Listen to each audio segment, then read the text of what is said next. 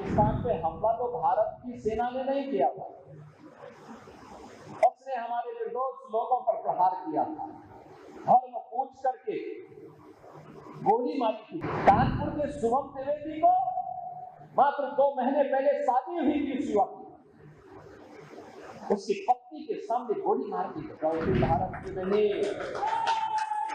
पाकिस्तान के उन लोगों की है जो लोग पाकिस्तान में बैठ करके आतंकवादियों को प्रश्रय दे रहे हैं।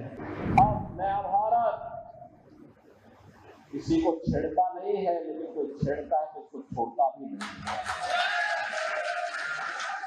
हनुमान जी ने भी तो यही कहा था, हनुमान जी ने भी तो यही कहा था। जब रावण के दरबार में गए, रावण ने कहा कि भाई क्यों मार दिया मेरे लड़के को? उन्होंने कहा मैंने कहा मारा।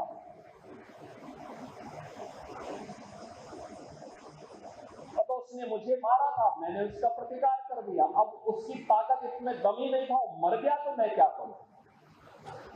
पाकिस्तान पे हमला तो भारत की सेना ने नहीं किया था, उसने हमारे निर्दोष लोगों पर प्रहार किया था, धर्म पूछ करके गोली मारी थी। 3 वर्ष तक के बच्चे को गोली मारी थी।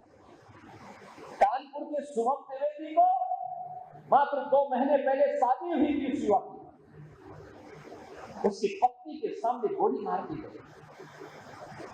26 ऐसे लोगों की निर्मम हत्या कर दी गई और उसके बाद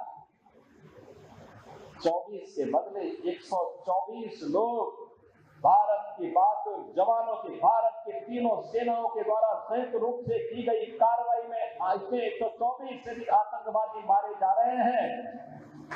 तो गलती भारत की नहीं, पाकिस्तान के उन लोगों की है जो लोग पाकिस्तान में बैठ करके आतंकवादियों को प्रश्रय दे रहे हैं, आतंकवाद को पनपा रहे हैं।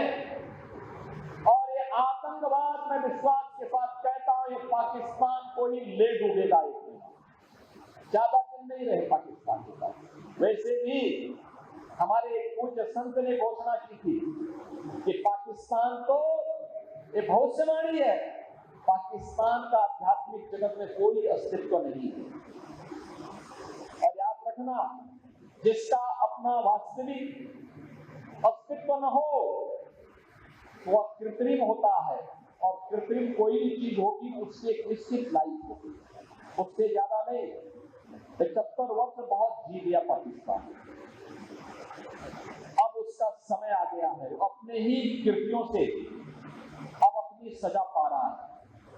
लेकिन आज भारत के बहादुर जवान जिस मजबूती के साथ पाकिस्तान को उसका जवाब दे रहे हैं, हर भारतवासी को अपनी सेना की यूनिफॉर्म पर, रक्षा बलों के अपने बलों पर के जवानों पर गौरव की अनुभूति करनी चाहिए।